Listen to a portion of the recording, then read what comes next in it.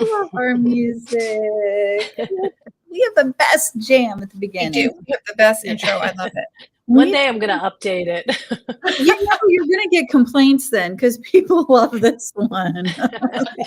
You're going to have to, it's going to be a struggle to find one as good as this one.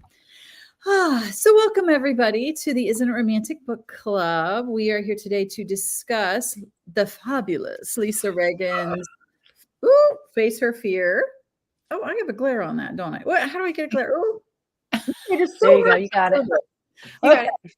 Now, I'm a massive Josie Quinn fan. So I like every time Lisa has one of these books drop, I have it immediately, and this one, I was driving home from work. I was like listening to it. I'm like, I'm just going to go past my house and drive around for a little while before I come home because I just was so into listening to this. So guys, this is one of my favorites, although they're all my favorites. So anyway, I hope we're happy Lisa's here today. And we also want to say that we're beaming into a lot of places today. We're beaming into Team Source Books, Isn't It Romantic Book Club. We're on YouTube, and we're beaming into My Dangerously Dark Darlings. So welcome everybody who's watching. And just a little housekeeping tip. If you definitely ask Lisa questions, if you have them, make comments, all that is really wonderful. We love hearing that. And one other thing is make sure that when you write your comment, I know this sounds really weird, but when you write your comment on Facebook, make sure you put your name at the end of it, because for whatever reason, you're on Facebook, but we're on StreamYard, and StreamYard will show us your comment, but won't tell us your name. And I know that's really weird. It's some little glitch between the two. So like when you write your comment on Facebook, just put your name at the end. Hey, we're getting people in here saying hi. So it's great to see everybody who's watching. Oh, very big Josie Quinn fan. Yes. So like I said, just leave your name at the end of your comment. I know it sounds weird, but really it will help us so we don't have to say Facebook user because that's all StreamYard tells us. All right, guys, I'm Abbie Roads. If you don't know me, I write dark romantic thrillers. I tell people think like an episode of Criminal Minds meets a love story with a little bit of a twist. I have some books here. I have Dangerous Dreams. I have Broken Dreams. And I just gave away my last copy of Shattered Dreams. I have Defying Evil. I just love this cover so much. It's one of my favorites. That's a great cover. And then I have Capturing Fate. So who's next? I am. Speaking of covers, my name is Diana Muñoz Stewart. I write romantic suspense for the strong of heart. This is if you all can see that, this is my next release. I love the cover. It's all on the hips. It's coming out April 30th. I'm super excited for it. I can't wait to read that. And if you, just my series that is out now, Hidden Justice, Reckless Grace, Daring Honor, and the second in this book is out later this year. Broken Promise. The second in this really? So, yes. I do have a cover for it, but I'll show it to you another time. Okay. We'll get a sneak peek behind the scenes. Sneak peek. And my name is Sharon Wray. I write romantic suspense. I write the Deadly Force series, which is about a bunch of ex-Green Berets, and it's got all sorts of wild, hot, exciting times. But I also write contemporary romance, and I have a story in this anthology that comes down on April 1st. So it's only available for one more week. And this is a motorcycle club story. It's totally fun.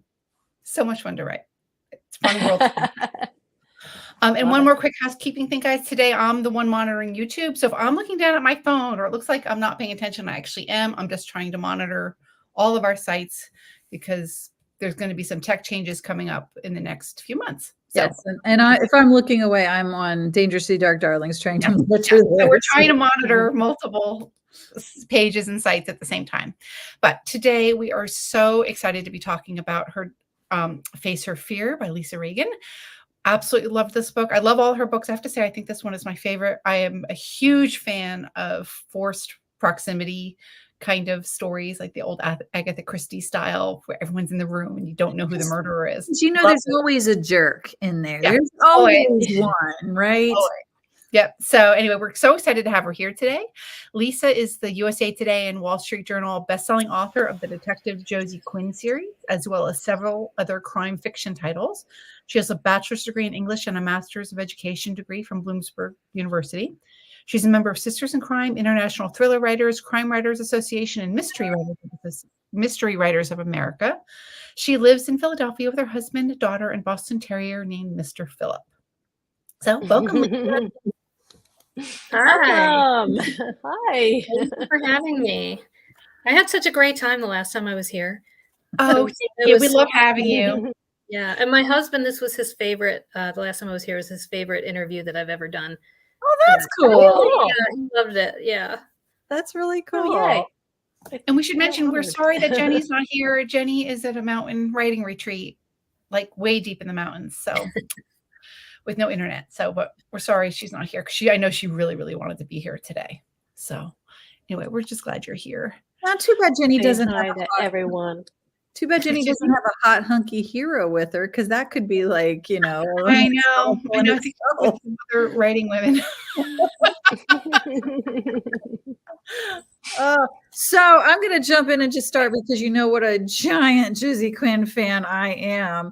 What made you do this? Where like you separated her from her whole team and put her in this situation? And you know, my little counselor heart just absolutely loved it.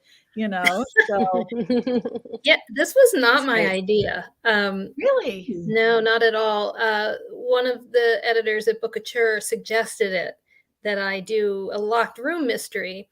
And I haven't, I mean, I've read some, but I haven't read a lot. But I just thought, oh, yeah, no problem. I can do that. And it was one of the hardest things I've ever written, because I thought it would be easy because there's not a lot of police procedure, because she's, you know, stuck on the top of a mountain with a blizzard bearing down on her with like very little internet or cell service. And I thought, oh, this is going to be so easy because I won't have to do as much research. I won't have to be so careful about everything that she does. And in fact, it was much more difficult. It was much harder. And it was just a lot of my editor and my husband and my assistant talking me off of ledges, like, you can do this. You can do this. You've written so many books already. You can do it. And then, you know, it came out and people love it. So what was the hard part? What was the hard part? What was so hard for you? I think because when in the other books, when Josie and the team are investigating, each clue that they find drives the plot. So, you know, if they find a body, for example, what they do is they look around the body. Are there any clues there? They'll often go and interview people, you know, connected to that person. And then each clue and each interview leads to something else. And before you know it, you're at the end of the book.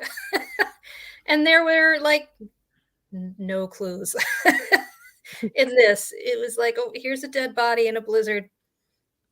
What happened? Right. And limited access to her team. Right. Yes, I mean, yes. so that's Yeah. what I was thinking was probably hard, that she didn't have that, you know, Yes, foil. absolutely. So- That was really, really tough.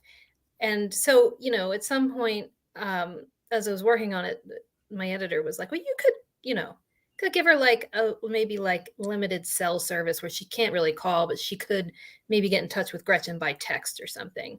And so, you know, I got to do that, thank God, because it was really hard for me to drive the plot. And then the other issue that I ran into was that even though she's not on duty and she's not in her own jurisdiction, she would still be acting like a detective.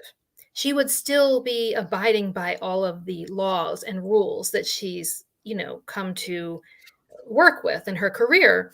And so all of a sudden I was like, oh, she can't just go, you know, ransacking people's cabins. Like, that's not, in her position, that's not legal. And should, you know, the authorities descend on the place and open an investigation, anything they find that she's illegally, you know, discovered is going to be inadmissible in court. And, you know, while a regular person wouldn't be beholden to those rules, Josie is. And so then I was like constantly contacting my law enforcement consultant, Stephanie, and being like, how do I do this? You know, She had all of the responsibility, but none of the authority. Yes, Yeah. exactly. So Lisa, if Josie had not been a LEO or police officer, if she was just a regular civilian, would it have mattered? Like, say she had barged in and she had started looking for cameras and done all these things later on, does it matter because civilians don't know better? I think that's, I mean, I don't, right. No, I know it's not this is I wouldn't be barging into advice. Yeah, I mean, that's what I was thinking. Like, if it was me, I would just be looking through everything. And I mean, I'm pretty sure, the authorities would be like, you really shouldn't have done that. But yeah. I don't think it would render any evidence inadmissible or tainted or anything. So yeah, that was really interesting. It was an interesting piece of that writing process that I definitely did not consider when I agreed to do it. But I think that's what made this book so good and so unique and different, but yet still standing strong in the series. Thank you. I mean, like it was her, but it was just her, fish out of water, her. Yeah. In a frozen tundra. Yeah. And too, I feel like everything you did with the trauma stuff, like Sandrine's trauma treatment, I'm like, oh man, she's spot on. Like, so like, did you have somebody you were consulting about that too, or? I did. I had a couple of people, and then one counselor I spoke to, she recommended a couple of books, which I read. And then there was a really, really great YouTube series by a psychologist about trauma. And she just sent me one of the videos. It's like a series of 30. I watched all of them. It was fascinating. It was like this deep dive into how people process their trauma and what it does to you mentally and physically. So I did do a lot of research into that. Yeah, it was spot on. Thank you. I was very impressed. Well, I learned a lot. Understanding your body. I thought that was fascinating. I started watching YouTube videos on it. Yes, it is fascinating. I had no idea. I personally had to Google what a sound bath was. Like, what's a sound bath? I'm thinking of getting in the tub and listening to music. Is that it? Yeah.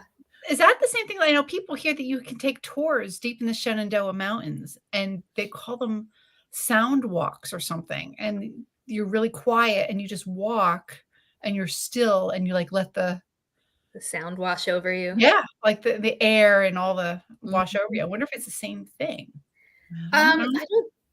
Maybe you can listen to them on YouTube. Just oh, really? Yeah. There are places that you can go and you'll lay in the room and they'll actually create the sound bath there. But if you want to hear what it sounds like, you could just enter sound bath into the YouTube search and you'll come up with a few. I'm looking for the rage room. Where do we find the rage room? I know. You know what? We actually have a rage room in our town. We do. Do you? We do. And I'm like, I really think we should go there. That sounds like amazing, right? Yeah. And they go out and they buy like old computers, or like they just pick up junk along the side of the road, that you can smash. And like, oh man, it would be great to smash a computer. I know, right? All those things that really piss you off to be able to take a back and just like a printer. Yeah. Printer. Yeah. Oh, printers. Yes. Yeah. Yes, printers. Sure. Yes. So we already have. That would be such a fun group activity for all of us, Sign us up. Right. So we also have some questions here. And Lisa Haney asked, Lisa Regan, who has been your hardest character to write about and why was that? Oh, that's a really, really good one. Let me think about this. Series... I think of characters in two ways, which is series regulars, the people that will keep coming back, and characters that will only generally appear in one book. So for me, overall, series regulars, the hardest character for me to write is Sawyer. He's the EMS that comes into Josie's life because it turns out that her grandmother is also his grandmother. And he, doesn't like Josie. And he comes around a little bit, but and you'll see him again in book 20. He comes back in book 20. But he's hard for me to write, I think, not necessarily because he doesn't like Josie, but just because I'm still not quite sure what's going on with him. I'm not quite sure what's going to happen and where his mind is all the time. And I usually have a much better feel for series regular characters than that. And for this particular book, in terms of, characters who don't come back, the hardest character for me to write was probably Nicola, because she's just so petty. I loved her. I love to hate her kind of thing. Yeah, yes, you do. Sometimes those characters are super fun to write, and other times they just make me uncomfortable. And she made me really uncomfortable. Because she was awful. She was. She was so on edge the whole book. So on edge. Yes. And I was like, yes, serves you right when Josie finds out like that she told was right. She wasn't at the top though. We all know people like that who just keep, being aggressive. Yeah. I said there's That always was a great. jerk when you're there's always a jerk. Well, I think it's interesting too that there was only, once Cooper left, there was only one male in the group too. Yes. And actually, and I'll tell you a little spoiler, when I wrote the first draft, there was an additional character who was a man. His name was Mickey. And in the first draft, he really just didn't do anything. And when we were editing, the editor was like, you could probably take him out and it would not make any difference. And I was like, yeah, you're right. So we took him out. And then we did have a conversation about how the ratio and, how many should there be. But the other characters were already so kind of embedded into the story that, we decided just to stick with Brian as the only man there. Mm-hmm. Well, I thought it was interesting because your first thought is, the cliche is the man is the murderer, right? Like always, yeah. But because there were so many women and some of them were so unhinged, you're like, well, maybe he's not. Like maybe he's the more normal one of the group. Like you really kept us guessing. And I think because there only was one man. Yeah. I think it worked really well. Because even to the end, I was like, I'm not sure. I'm just not sure. Good.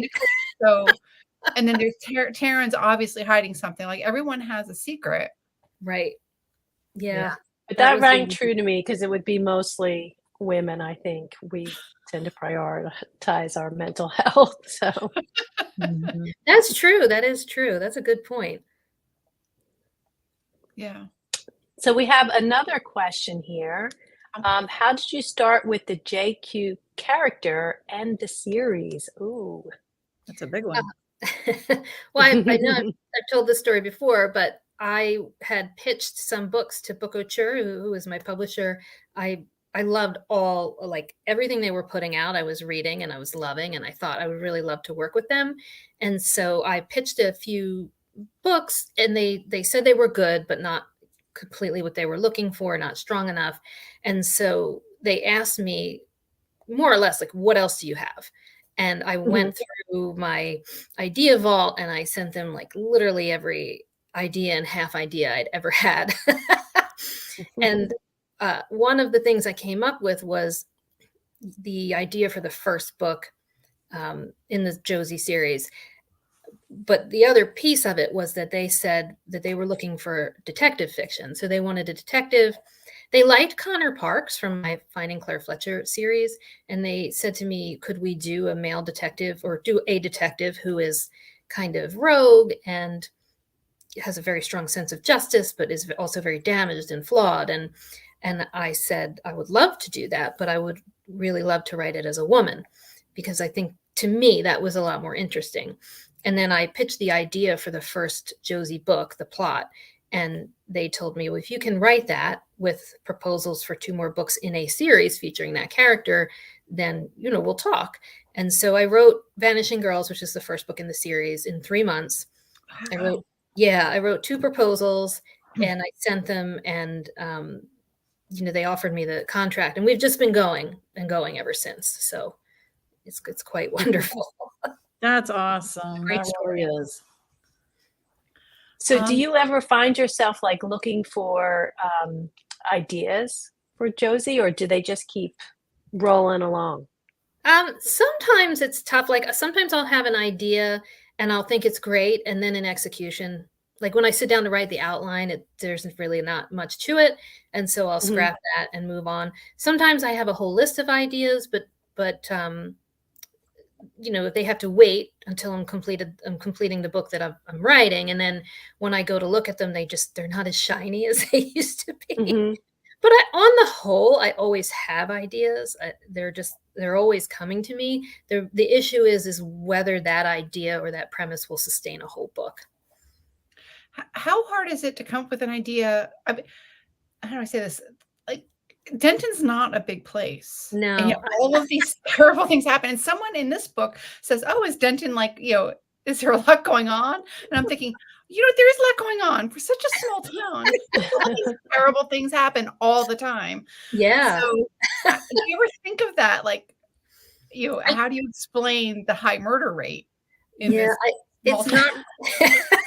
That's where you have to suspend your disbelief. That's what I was going to say. I can't explain it. It's just one of those pacts that I have with readers where you're just going to look the other way. You never want to move there because nobody moves to that. I don't even think you want to pass through there, honestly. In book 20, I put in a line about how the population was exploding because I was like, we've got the same people here, and there's so many murders. Yeah, they've had floods and all sorts of stuff too. So, well, that was what I think. One of the things I liked about this was it wasn't in Denton. It was outside. Yes, like for other reasons, but I liked that. Yeah, it was a nice change of pace. And yet, it still felt cohesive because she was talking to Gretchen, and she was still had her world behind her, right? Yeah. Yeah.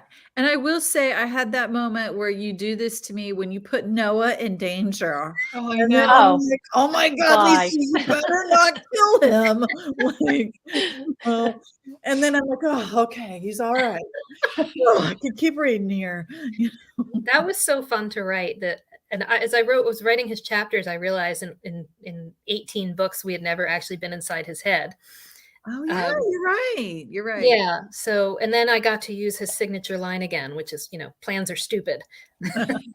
No, that was just another great twist. I'm not going to talk about it, but that was really wonderful. And it was a nice break in the tension. Like it didn't kill the pace. It kept the pacing up, but it gave you like, okay, I'm afraid of the bear. Let's go to Noah.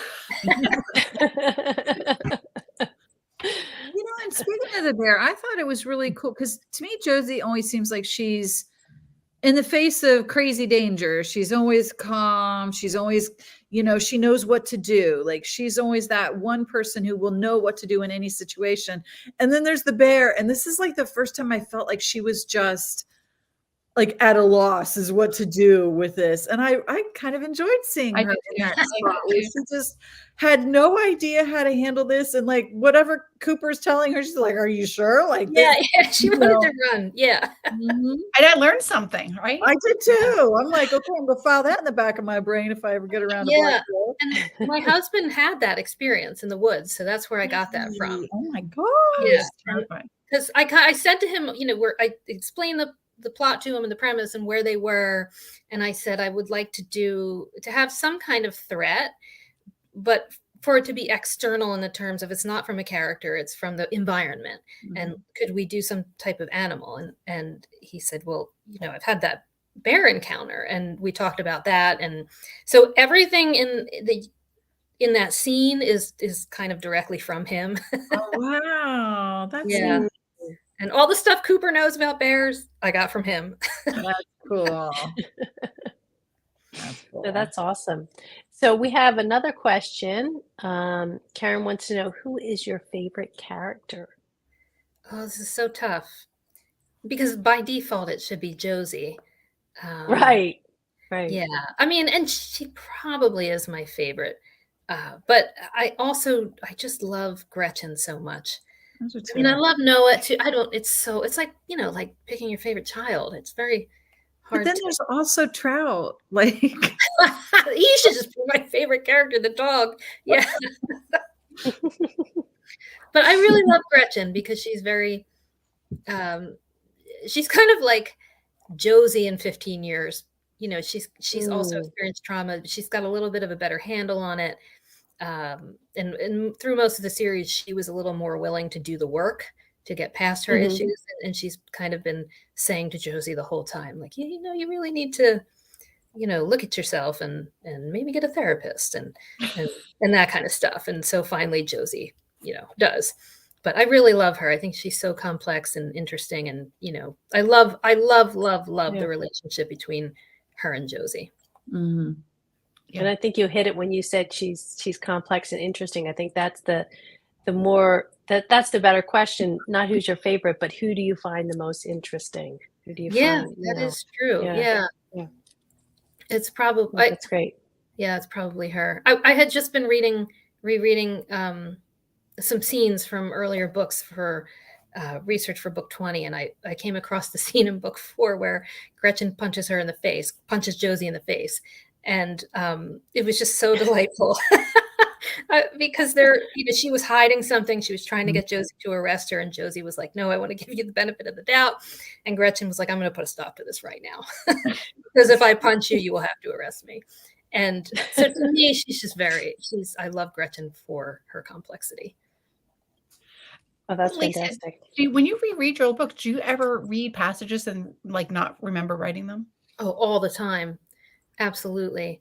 How There's weird. so many, I mean, after so many books, I think it becomes impossible to remember everything. I have a favorite scene from every single book, but there are but there are often many scenes that I don't remember writing, or I don't remember how, they played into the larger plot. So what was your favorite scene from this book? From this book, it is the scene where Josie and Brian are sitting by the fire talking about wedding bands. And that's all I can say without spoiling it. But that conversation is that was definitely my favorite scene from the whole book. And maybe I'm a little slow, but I don't want to give too much away. But there was, like, how your very first, like, your prologue. Mm-hmm. Like, I got so into the book, I totally forgot about the prologue, and then all of a sudden figure out who the prologue was about, and I'm like, what? Like, how did I forget all about, like, that prologue? And then I'm like, oh my gosh, like it just like totally changed, like, everything. That's so funny because I dragged that prologue into every scene. Like, okay, did you really? Yeah, I completely forgot every about scene. Like, it's got in every scene. I was like, it's got to be this person. It's got to be this person. I know who it is, and it wasn't. I'm like, but it might be still, but it's not. It's so funny that you forgot about it. Completely forgot about it until I got to that, like, reveal, and then I was like, what? How did I, like? I know. I wish we could talk more about it, but I don't want to spoil it. I know. Well, I really do want to spoil it so we can have a full conversation, but I know we won't do it. So, and Renee wants to know, what is your favorite book from childhood? So that's interesting. I think of books from my childhood in different eras. So my favorite book when I was very small was The Monster at the End of This Book, with Grover in it from Sesame Street. Aww. And spoiler alert for adults, Grover is in fact the monster at the end of the book. And the first time my dad read that to me, I mean, I was terrified. And we got to the end and I was like, oh, thank goodness it was just Grover. And then I asked him to read it over and over and over again. And I still would get scared, even though I knew it was Grover. And so that was my favorite book. It was just hours of endless entertainment. And then when I got a little bit older, reading young adult books, my favorite book was Remember Me by Christopher Pike. Mhm. I've read that multiple times. What a great book. Yeah. I love that book too. Yeah. So good. We got tons of Sorry, comments. I missed my comments. Yeah. I know. So do you have any books you're reading right now? I am Or do you not read while you write? I try not to read while I'm doing a first draft. The rest of the time is fine. And I'm about to get into the thick of it with 21, but I'm still early enough where it doesn't interfere. And I just read this psychological thriller by Ruhi, I want to say Chaudhry. She's a Booker author. And it's called, I think it's called His Last Wife. And it was like, I read it in a day. It was amazing. Oh, I and, love that. The tension was ratcheting up, and I thought, oh, I hope that, the payoff is big, because this is like, I'm fully invested. And it was, I would never in a million years have figured it out. I mean, it was fantastic. Ooh, that is So a I wrote really it good down. recommendation I just from wrote it down you. Love it. Um, So someone else wants to know, Karen wants to know, does Josie and her team talk to you when you are not writing? Well, they don't talk directly to me, but they talk to each other. And they're always in there. They're always in there. Chatty. Doing things. Yeah. Chatting about stuff. Yeah. It's not, I can't turn it off. It's not something I can turn off. And my mind is always searching for another idea, a new case. So there's always that chatter in the back of my mind. No, that's awesome.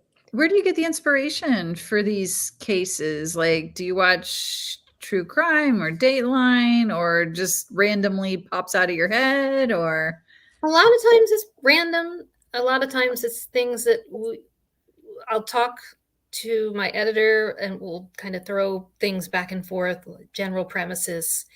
And other times I'm watching the news and I see something that piques my interest, and then I kind of add on to it with a what if question.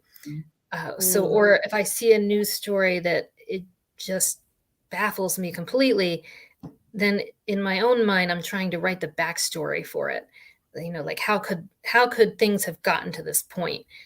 What would drive people to do these things? And so a lot of the inspiration comes from those sorts of scenarios. Lisa, do you have a story Bible? Like, how do you keep track? Oh, I have a series Bible.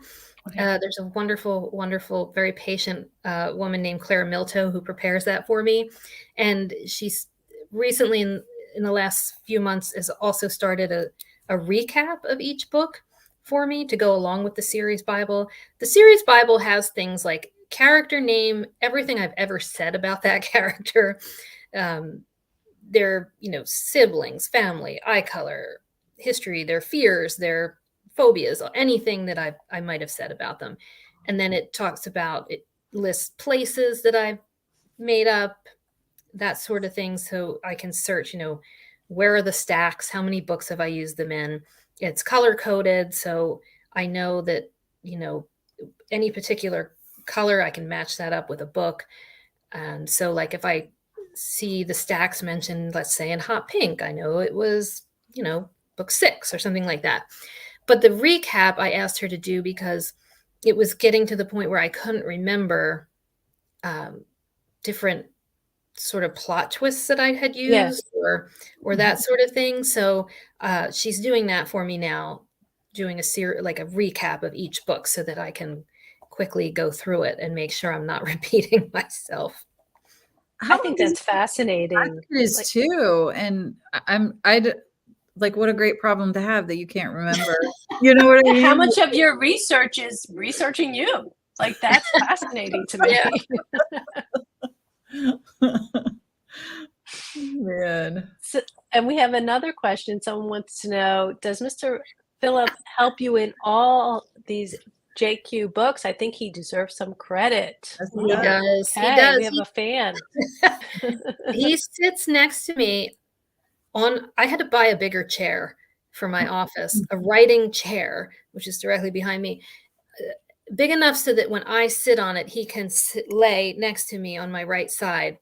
And if Aw. I'm writing, he is there. He is asleep next to me, or he's got his hedgehog, and he is there the whole time.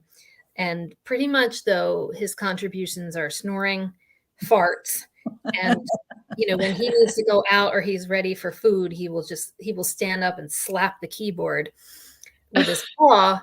And so he's like deleted a few things now and then.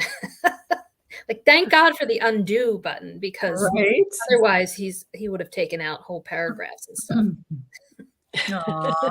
He's so darn cute though. Like Yes. he is. I love all your pictures of him. Thank you.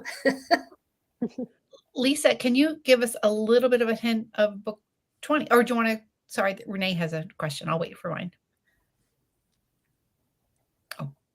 Sorry, go ahead. No, saying, can you give us a little bit of a hint about book 20? Yes. So in book 20, Josie is called to the scene of a motor vehicle accident with a fatality, and she thinks that it's just, the standard motor vehicle with a fatality type of case. And when she gets onto the scene, the passenger of the car has a knife sticking out of her abdomen. Oh, wow. Yes. So it was not. There was, in fact, an accident, but that is not what killed the passenger.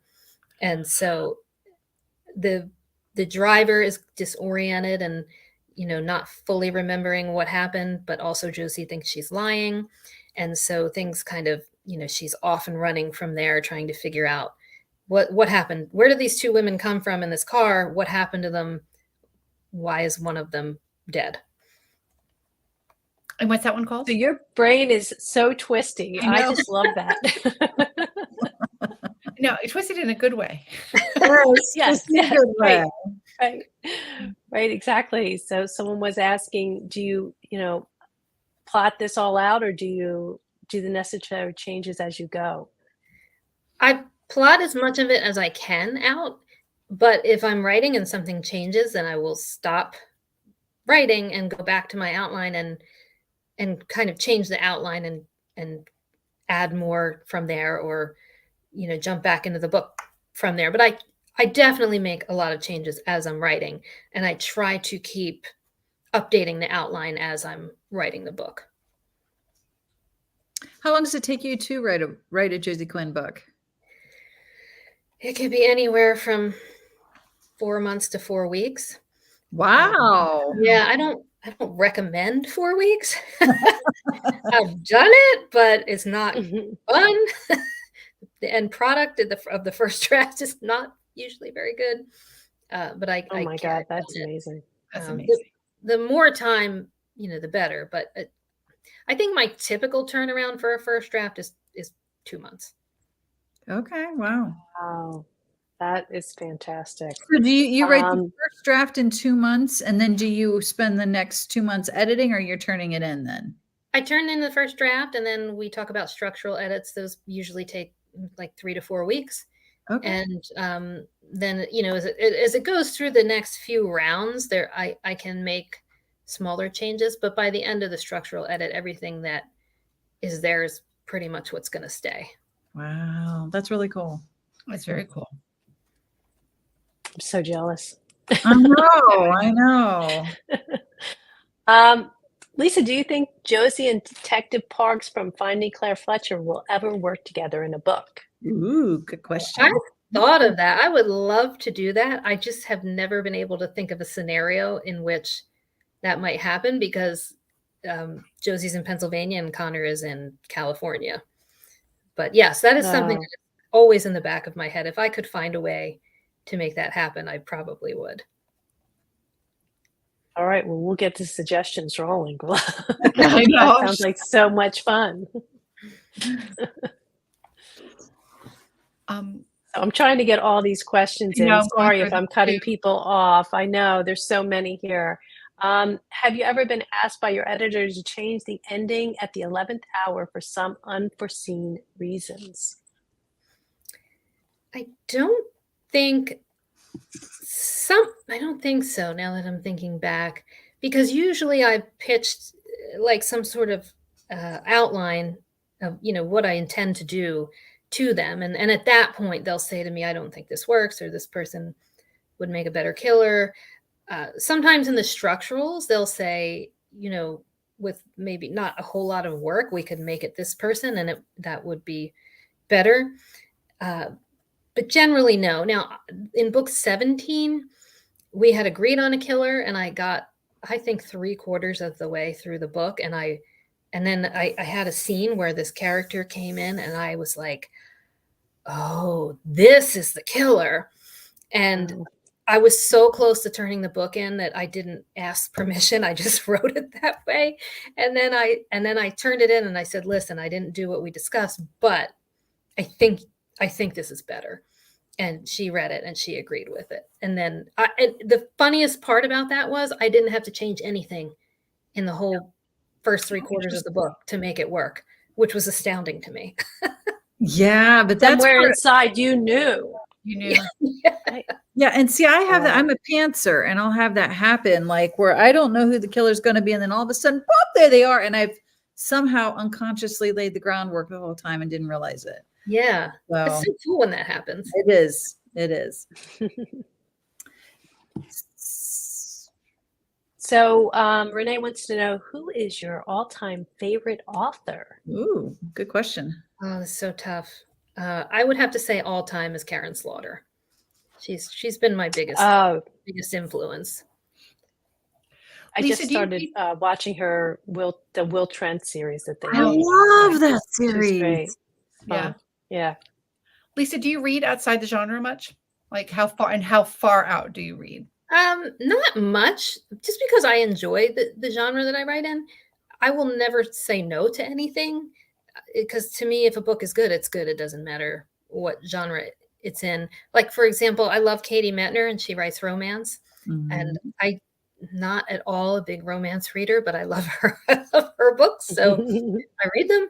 And I became completely and utterly obsessed with Fourth Wing, which is a fantasy series. And I wasn't really that into fantasy, but that was one of those things where you kept seeing the book everywhere. And I thought, well, I'm just going to see what the big deal is. And then a total obsession.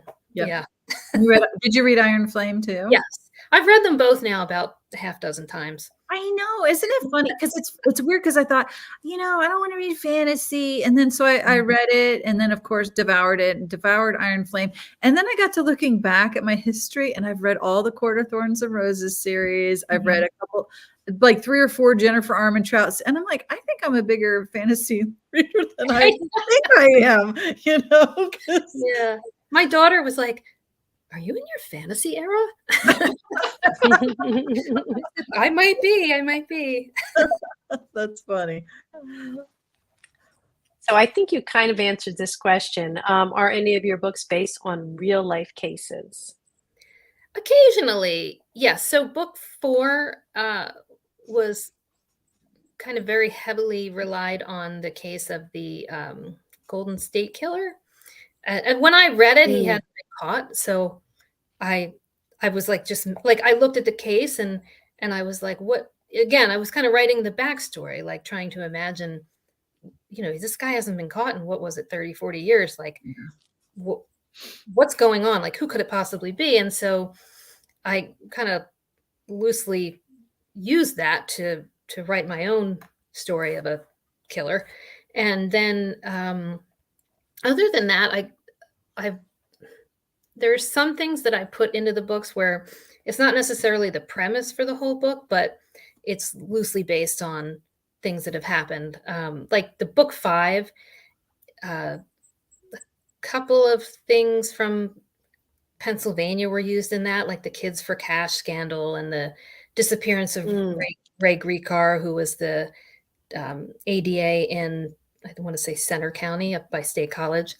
And so I kind of put those in as a little nod to Pennsylvania because those are pretty huge cases in Pennsylvania. So they're not the main plot, but they, I kind of borrowed some things from them and used them as kind of tangential parts of the plot, pieces of the puzzle. Yeah. Hey, Karen Karen said, will Josie Quinn ever be a TV series or a movie? And tacking on to that, I remember a while back, you posted a thing about like who you thought should play Josie. And you might want to, I don't know if everybody saw that, so you might want to tell them too who your picks are. So I have no control over whether it's made into a film or a TV series. I would love for it to happen, but we sometimes are contacted by production companies wanting to know if the rights are available, but that's kind of as far as it goes. So I would love it, but I can't make it happen. In terms of my picks, my first pick for Josie would be Victoria Pedretti, who was Love Quinn in the You series. And I think she's been in, I want to say, The Haunting of Hill House, maybe. I like her. I think she could play Josie, but I always like to say, for me, it's not the actress necessarily or how she looks that's important to me as much as the quality that she would bring to the role. Because there's a certain quality in my mind that Josie has about her. She's kind of gritty and raw, and any actress that could bring that to the role would be fine with me, regardless of how she looks or what her race is or her ethnicity or anything like that. To me, it's if they embody the quality of Josie, I'm there for it. But I've always just pictured Victoria Pedretti when I'm writing. And then for Noah, what is his name? Max, I want to say Thoreau. He was in SEAL Team. I think he's in Fire Country now. I would like for Noah. I'm going to have to look Max up. Yeah. Who's Max? Max is Thoreau. Okay. Let me just, I'll just carry on while Well, I think someone else actually asked, it wasn't a question about whether I know who that is. He was Max Thoreau. He was in Bates Motel, right? I don't know. I've never seen it. Yes. I can totally see this for no scary. I'm not surprised you watched it. Like that would be him, right? Yeah. Yeah. I'm like, okay, I see this. I'm buying this. Okay. Well, Lisa, someone had asked, do you have any control over your covers? You get to choose your covers. No, I have no control over the covers. They just present them to me. A lot of readers don't realize that. Yeah. I don't, honestly, I know a lot of writers can't stand that, but I'm not a visual person. If I had to explain, first of all, I wouldn't be able to picture what I would want a cover to look like because my mind doesn't work that way. And then for me to explain to somebody, a designer, how I want it to look, I could not communicate that. I just couldn't do it. And finally, for me, I don't want to be part of that process. I would much rather focus on writing. Like the whole thing stresses me out. So I much prefer to just have, the experts work on the cover, and I've never been disappointed with one yet. So I'm totally fine with giving up the control of that. That's great that you've never been disappointed with the cover. That's fantastic. Yeah. They're all beautiful. And to me, and this is just my opinion, which doesn't matter that much, but it seems like your covers started coming out like with this design. And then all of a sudden everybody's copying Lisa's covers. And I'm like, but Lisa was the original, That's true. You do see a lot of the copycats out there for sure, but your covers are gorgeous. Yeah, so those are absolutely beautiful. So Lisa wants to also know, how long did your longest research take from start to end? That's a good question. Oh, that is a good one. That's tough to say because I feel like my research is ongoing. I would say, though, that the toughest thing that I've ever had to research was for book 10, which was death by drowning, because unlike a gunshot wound or stabbing or even strangulation or even suffocation or asphyxiation, death by drowning is extremely hard to prove unless you find the person in the water. And even then, you cannot really say if it's homicide or not, or accident. That was really tough. And I spent such a long time, researching that issue and all the different characteristics that you might see, and what would a medical examiner look for to be able to say with a reasonable degree of medical certainty that it was a homicide and not undetermined. And I talked to a medical examiner, and they were like, "Yeah, those are really tough." So I spent probably the most time on that, and it was the most challenging. But overall, everything is kind of it's always ongoing. Like there are certain things now that I research them, and I've done them so many times that I don't have to look it up again. But always like cause of death, time of death, that sort of thing. There's clues in tire tracks. There's footwear. There's fingerprints. There's different types of DNA. And the other thing is that all of these things that police use to solve cases, the technology and the science is always evolving. Mm-hmm. So they're always coming up with kind of new innovative ways to, use science to solve crimes. So I kind of have to, even if I've done something in 10 books and I feel like, oh, I've got this, I'll still look it up to make sure there haven't been any new developments. Lisa, do you ever run into the issue where maybe a town like Denton wouldn't have the money or the resources to do? Yes. And I tried to establish that very thing early on in the series, which is this reality that not every police department has the budget for the kinds of things we see on television and like CSI. Even large urban departments like Philadelphia don't have as much as you think that they would have.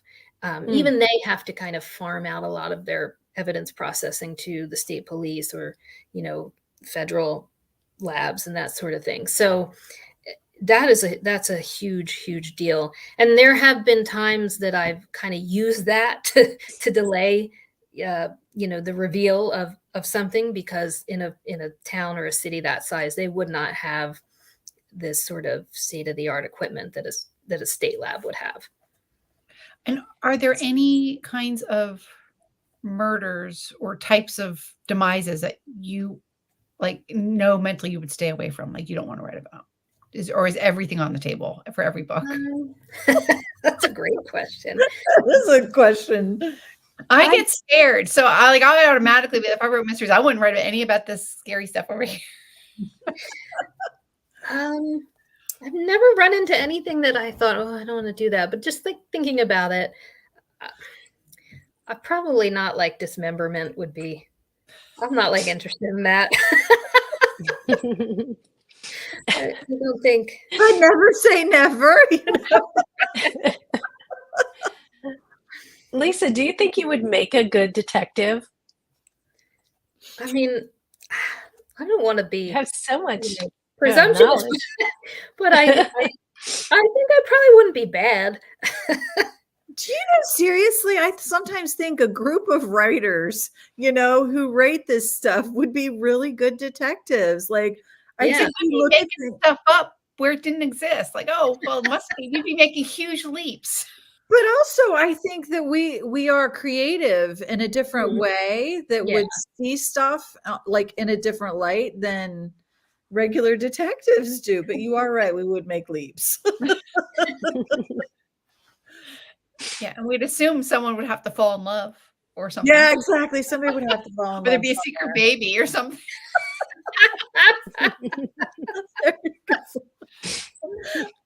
Yeah, exactly. So I think we have time for another question. Would you consider to write a standalone thriller one day?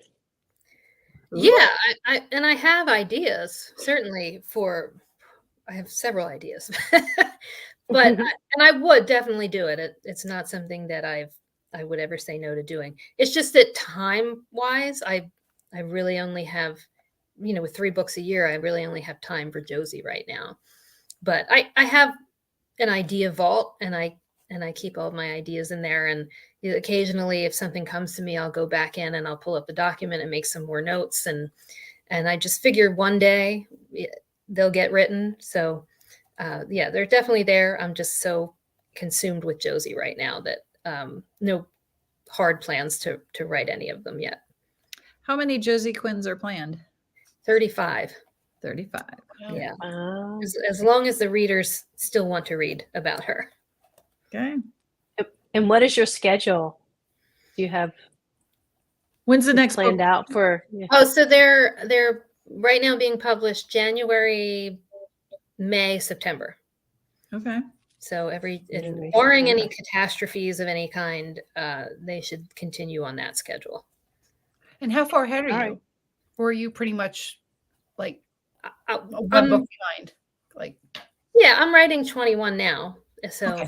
and 20 will come out on May 14th. And by the time that comes out, the first draft of 21 will either be complete or almost complete. okay. And book 20 that's is so called, exciting. what's the title of it? Oh, Her Dying Secret.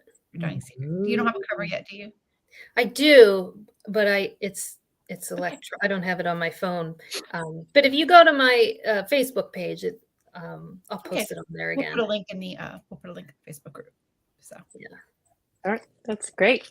Well, this was so much fun. Oh my Yes. gosh. We love having you. I love having you, Lisa. Thank you so much for coming on. And I absolutely loved the book. So Well, thank you. Thank you so much.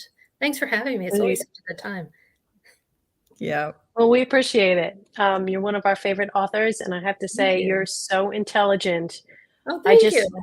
I'm just blown away by you every time I read one of your books. I know we all want to be her when we grow up, right? I know, right? Oh, that's high Exactly. praise. Thank you. Well, thank you so much, and we'll see you next time. Bye, Lisa. Bye. So we have a couple of, that was so much fun. that was Oh so my much fun. I love Yeah. Lisa. Books. I can't wait to read the next one. For sure. But we do have a couple little things for cleanup.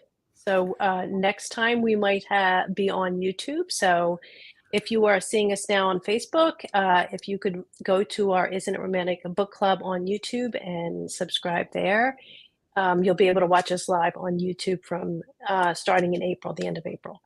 Yeah, we'll put directions in the Facebook group too. And this is not our choice, just so you all know. This is a Right. Facebook versus StreamYard streaming API issue. So it might all be resolved, but it might not be. So Yeah. anyway, we'll see. And for next month, I have the book on my phone. Yes. Oh, Next good. time. So the next month is Sasha Summers Must Love Bees. Sorry about that. I don't know if you can Oh, see fun. it. Yes. Yes. Beautiful cover. Yeah. And I started it and it's really cute. I'm really, really liking it. So It'd be a great It's kind of story. perfect for, yes, exactly. It's perfect. Yeah. Really looking forward to that. And when is, I actually don't have the date for that. We're doing that one in I April. don't know that I have a date I either. don't know if we've tied things down with the author just yet, but we will post it in the group when we have that. And thanks to everyone for stopping by today. It was so great to see you all and to hear your questions. It was so much fun. Yeah. And yes, Chung Wei asked, do I have to subscribe to the YouTube channel? Yes, you need to go into YouTube and subscribe to the YouTube channel. You don't have to. Like, you could still watch it logged out and unsubscribed, but if you're subscribed, you'll get the notifications of when we're Right. going It's live. easier. Right. And what we'll do then is, if we can't go live in the Facebook group, we will upload it from YouTube once it's completed, so you can watch it in the Facebook group, but it won't be live. It's always funner when you guys can ask I questions. know, it's so much more fun. I'm still hoping Yeah, Facebook exactly. figures all this out. So Yeah.